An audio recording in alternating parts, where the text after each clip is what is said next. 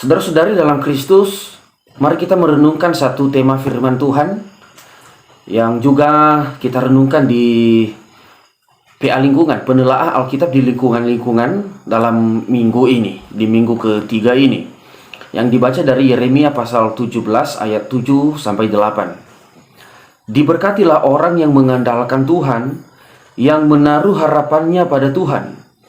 Ia akan seperti pohon yang ditanam di tepi air, yang merambatkan akar-akarnya ke tepi batang air, dan yang tidak mengalami datangnya panas terik, yang daunnya tetap hijau, yang tidak khawatir dalam tahun kering, dan yang tidak berhenti menghasilkan buah. Dari nas firman Tuhan ini temanya adalah diberkatilah orang yang mengandalkan Tuhan. Yang perlu kita cari tahu dan kita telusuri di sini yang pertama adalah bagaimana yang dimaksud dengan mengandalkan Tuhan. Dan yang kedua yang perlu kita cari tahu adalah berkat apa yang kita dapatkan, yang kita terima setelah mengandalkan Tuhan. Mengandalkan Tuhan ini saya umpamakan seperti ada seorang anak yang mungkin tidak bisa mengangkat sesuatu beban, atau ada barang yang ia tidak mampu mengangkatnya. Dari ketidakmampuannya itu, ia hanya mengharapkan orang tuanya, bapaknya misalnya. Ia hanya mengandalkan bapaknya untuk mengangkat barang yang ia tidak sanggupi itu. Atau misalnya saya beri contoh seperti anak sekolah yang mungkin melanjutkan sekolah misalnya di luar daerah yang jauh dari orang tua. Tentu saja seluruh biayanya, biaya hidupnya sehari-hari, makan minumnya, ongkosnya, kemudian uang sekolahnya, uang kuliahnya kalau misalnya kuliah, itu hanya mengandalkan orang tua, berharap hanya kepada orang tua. Dia butuh apa-apa, dia minta kepada orang tua. Bayar uang kuliah, uang sekolah, dia minta kepada orang tua. Karena memang dia tidak bisa berbuat apa-apa. Dan ia tidak bisa mengharapkan ke orang lain. Ia hanya bisa mengharapkan kepada orang tuanya yang ia tahu, ia percaya bahwa orang tuanya pasti menyanggupinya. Seperti itu yang dikatakan dengan mengandalkan Tuhan. Kemudian di saat-saat kapan kita mengandalkan Tuhan? Di sini saya kasih 3 bagian. Yang pertama, kita mengandalkan Tuhan pada saat kita ada beban hidup. Pada saat ada pergumulan. Di situ kita mengandalkan Tuhan. Misalnya terjadi kekurangan kebutuhan dalam keluarga. Pendapatan juga berkurang, pendapatannya sedikit, sedangkan kebutuhan dalam keluarga banyak. Karena mungkin anggota keluarganya banyak. Di sini saya mau katakan, kalau dalam keluarga tersebut tidak mengandalkan Tuhan, misalnya mengandalkan pikirannya, mengandalkan kekuatannya, maka ia tidak bisa mencari solusi terhadap pergumulannya itu. Atau bahkan yang ada adalah kesal, emosi, dan bahkan iman percayanya kepada Tuhan itu luntur, layu. Dan sembari kesal sembari mengatakan dalam pikirannya, mungkin gak ada arti ini percaya kepada Tuhan ini.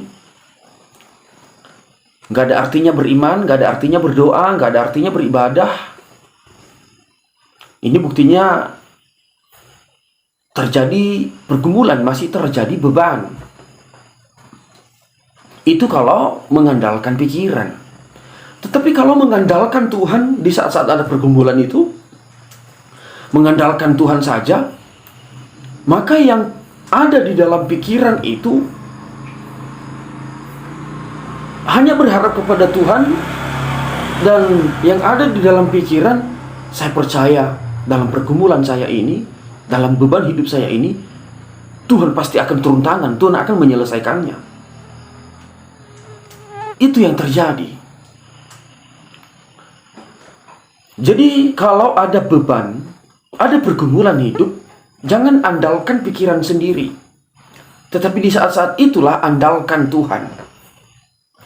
Yang kedua, kita mengandalkan Tuhan itu pada saat ada tantangan hidup.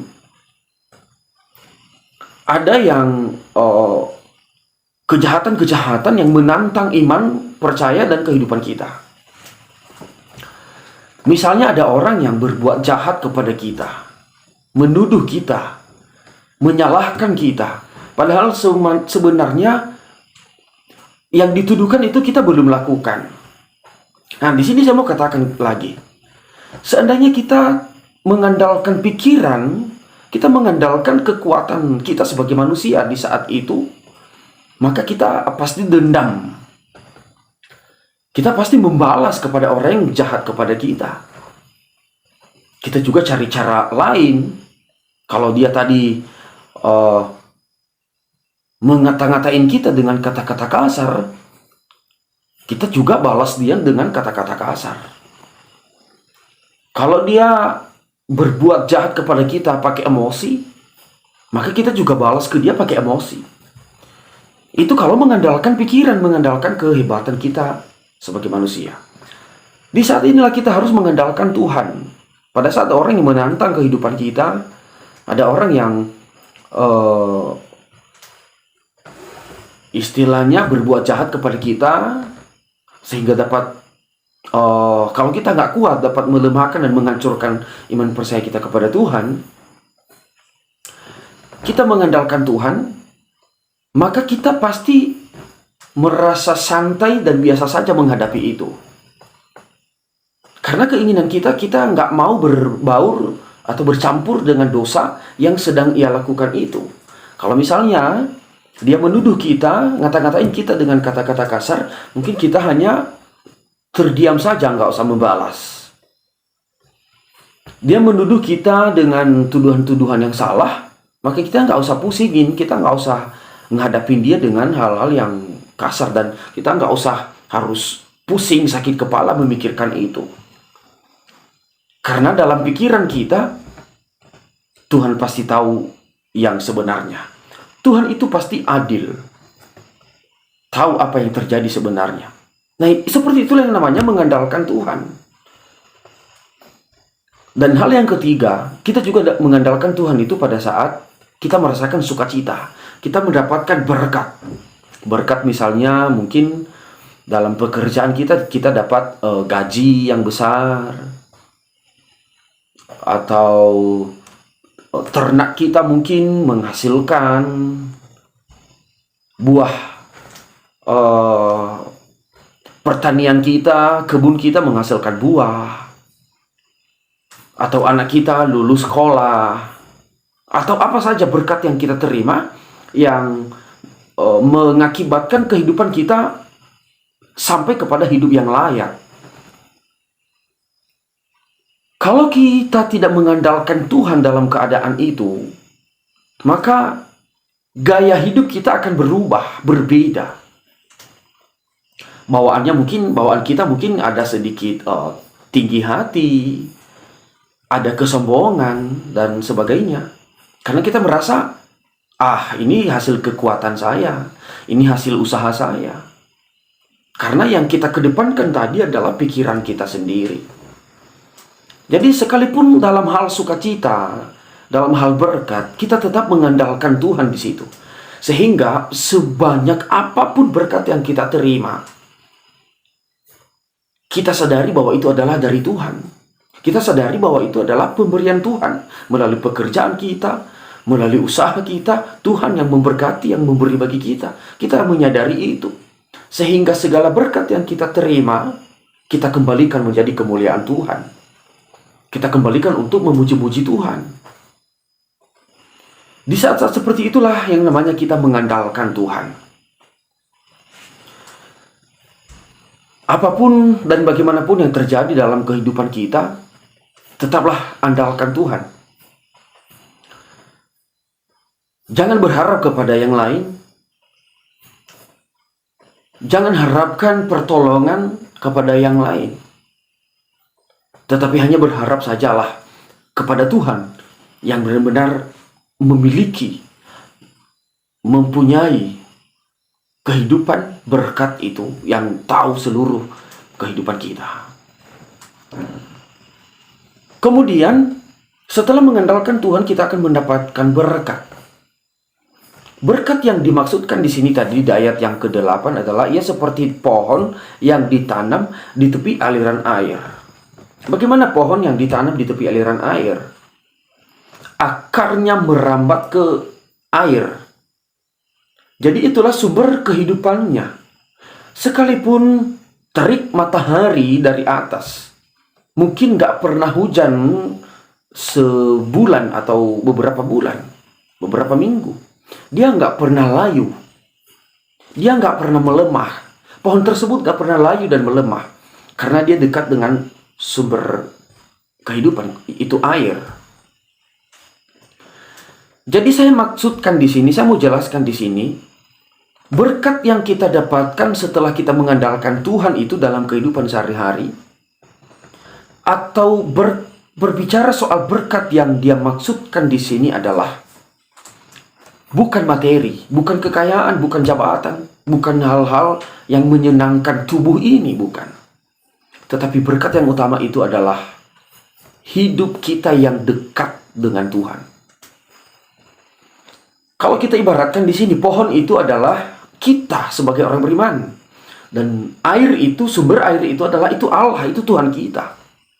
Jadi kalau kehidupan kita dekat dengan Tuhan, maka sumber kehidupan kita itu sudah dekat kepada kita. Apapun tantangan yang terjadi, apapun rintangan, pergumulan yang terjadi, maka iman kita nggak pernah layu. Iman percaya kita kepada Tuhan itu tidak pernah lemah. Karena kita dekat dengan Tuhan. Sumber kehidupan kita itu ada, dekat dengan kita. Jadi sekali lagi saya mau katakan, berkat yang sesungguhnya itu adalah bukan materi. Berkat yang sesungguhnya itu adalah kehadiran Tuhan dalam kehidupan kita. Kehidupan kita yang dekat dengan Tuhan, dekat dengan sumber kehidupan itu. Iman percaya yang kita miliki, yang tidak pernah lemah, yang tidak pernah layu, yang tidak pernah hancur, yang tidak pernah kecewa kepada Tuhan, itulah berkat yang sesungguhnya. Dan berkat materi, kekayaan, kebutuhan sehari-hari itu adalah berkat tambahan, berkat susulan. Ini kalau kita kaitkan dengan firman Tuhan yang mengatakan, carilah dahulu kerajaan Allah dan kebenarannya, maka semua itu akan ditambahkan kepadamu.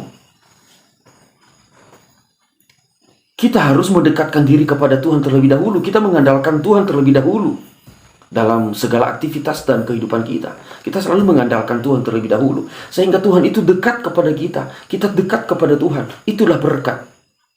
Dan kalau sudah dekat kepada Tuhan, itulah kerajaan Allah yang dimaksudkan. Cari dulu kerajaan Allah. Dan kemudian kebutuhan kita sehari-hari itu menjadi tambahan bagi kita. Firman Tuhan yang lain mengatakan,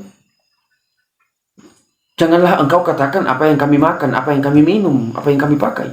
Karena semua itu dicari orang-orang yang belum mengenal Tuhan. Tetapi Allahmu yang di sorga tahu bahwa itu adalah kebutuhanmu.